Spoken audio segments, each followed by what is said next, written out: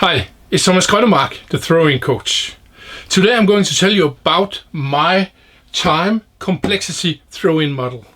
This model can explain you everything about attacking throw-ins, both when they're good, but also when they go totally wrong.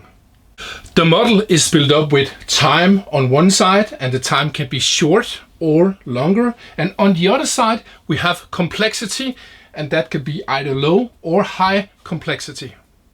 First, we start with this square here, and here we have short time and also low complexity.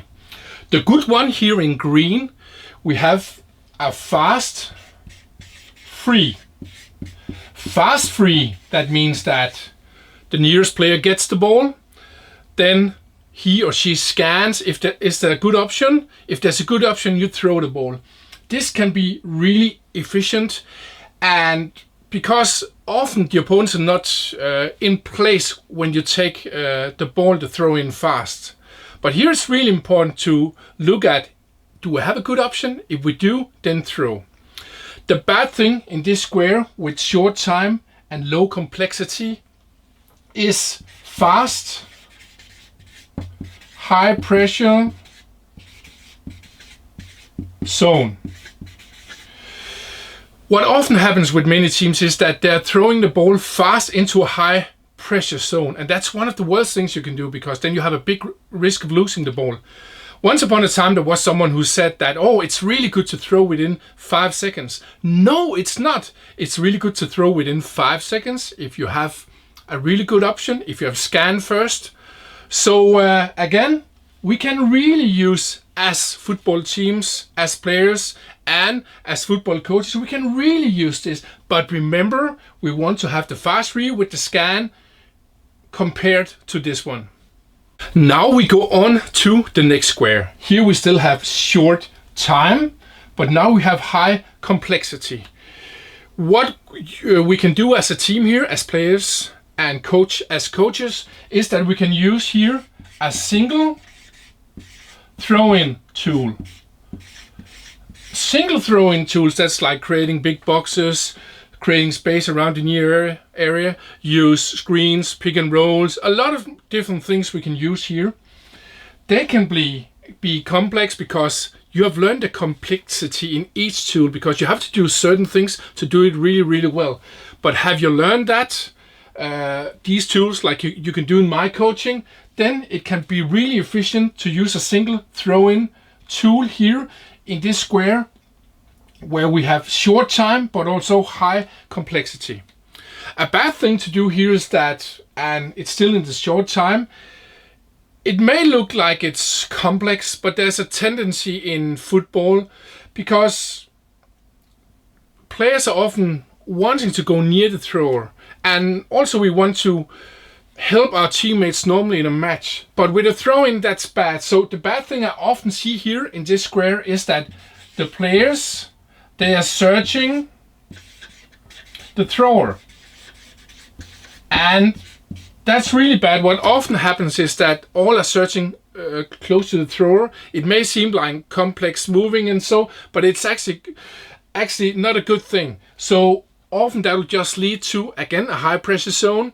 And it means that we are suddenly playing here in a bad version. We are suddenly playing, for example, a 5 versus 5 or 5 versus 6 in a tiny pitch. So again, when it's short time, high complexity, we can use the single throw-in tools or several of the single throw-in tools by doing them well. Hey, but we don't want to go into moving towards the thrower, everybody. Now we go up to this square here. Then we have a low complexity, and now we have longer time than the short. What we can do here is do sequences. And sequences, that means that you can take certain elements and then put together. For example, if you try to create space near the thrower, and then suddenly if that doesn't work, maybe you open up space up the pitch or inside the pitch, and you can, so as a team you can not only use the single throw-in tools but also work with sequences. What happens with if this not happening and this is not happening? And for example, that's one of the things I've been taking from basketball. For example, on my visits to Boston Celtics here in March, I heard about that they're also like doing 4 sequences in a row. So if that doesn't work, then we can do this, and then we can do this, and then we can do this. A bad thing that can often happen for teams here in the red area, if we have low complexity but also longer time, is that what I often see with teams is that if they don't know really what to do, the throw-in taker is maybe moving his or her body and then signaling, okay, we are going up in this area. Then it's quite obvious what we're going to do.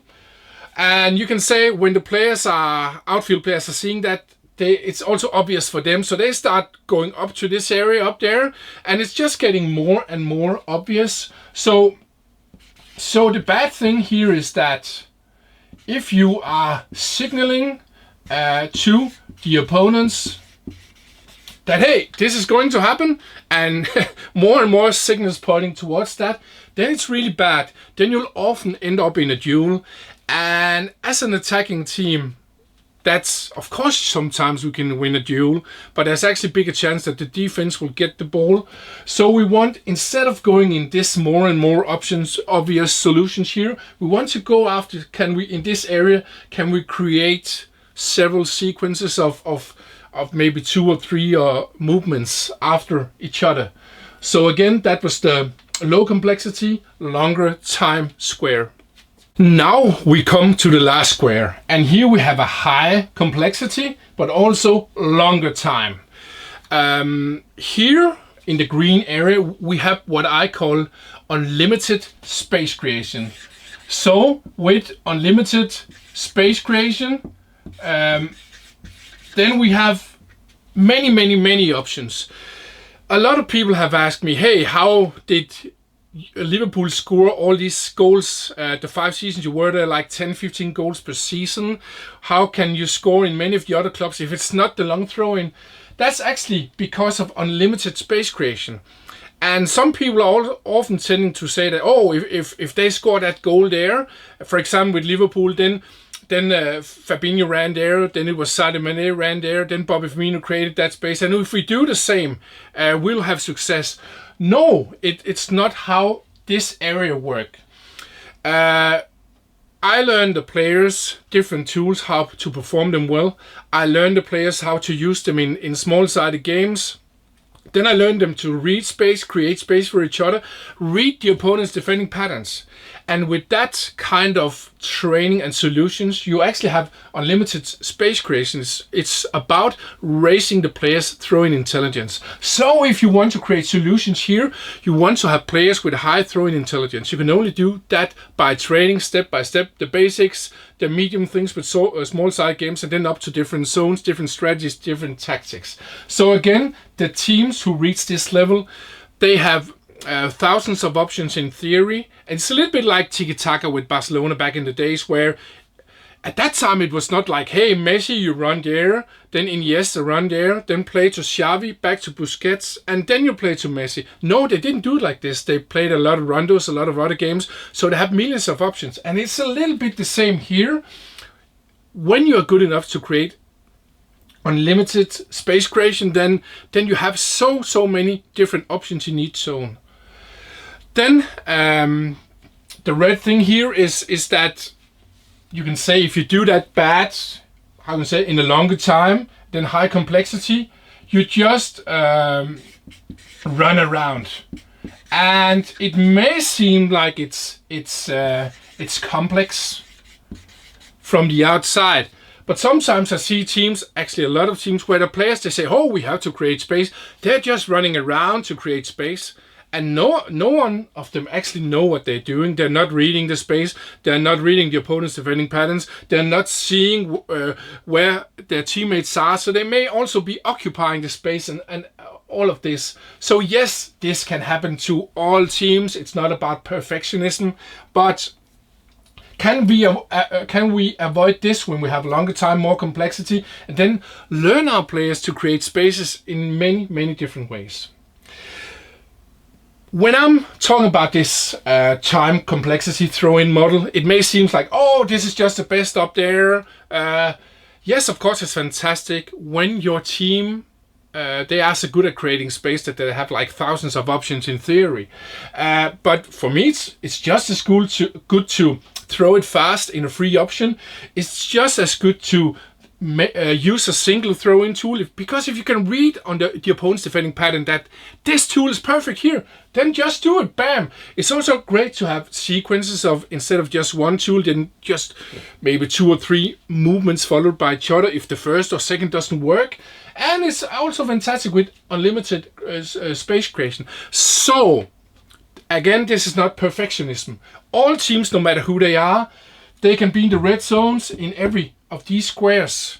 And for example, some of you may know that I took Liverpool from 18th in the Premier League with a possession of 45.4% to number 1 in the Premier League with a possession of 68.4% possession on throw-ins under pressure where the players mark. So still with 68.4% possession, probably at that time the best throw-in team in the world, they still lost it in 31.6% of the time. So again, it's not about being perfect in green areas, but can we have as many throw-ins as possible in these green areas, then it's good. And can we minimize this? So this was my little time complexity throw-in model that explains attacking throw-ins. Here I didn't talk about long throw-ins because that's another thing, but here the focus is on the fast and clever throw-in. When I'm coaching in a club, I'm focusing on first 3 things, coaching the basics, because the players have to learn the basics first, then the medium stuff going up in small-sided games so they can learn to use the tools and do it effectively in a small-sided game too. And all the small-sided games, they're like cut out of a pitch like the pitch like in a normal game. And then on top of that, we put the third step. That's what can you do in different zones, the opponent's defending patterns, individual throw-in superpowers. Of course, also if you're a team who want to go after long throw-ins, I can improve the players 5 to 15 meters. Most of my players are doing that. Of course, long throw-in strategy and so if some of you are interested in this knowledge, I can do like 3 things. First of all, I have online courses on throwinacademy.com. I'm also going out to clubs and federations to do open courses where there are many different coaches coming. And then the last thing is that I'm also coaching out in the club so I can improve your team. And I've been coaching all around the world, whole Europe, USA, Mexico, and so on and so on. And currently I've been a part of 14 titles around the world, a lot of promotion, a lot of teams who are punching above their weights, performing much better than their, how can you say, economy allowed. So again, are you interested in being better at throw-ins with your team? Are you interested in improving your coaching skills as a coach regarding the throw-ins? If you want that, contact me on info at throwin.dk. You can also subscribe to my channel for more throw-in knowledge. Have a great day. Bye bye.